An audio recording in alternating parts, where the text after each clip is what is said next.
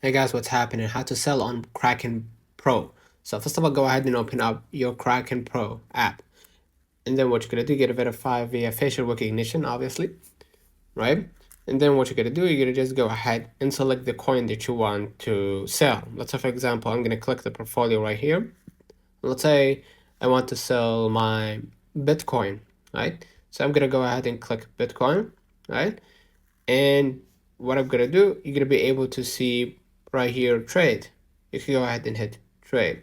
You can buy or sell the coin, and I'm gonna hit sell and then select the amount of Bitcoin or the amount in USD, right?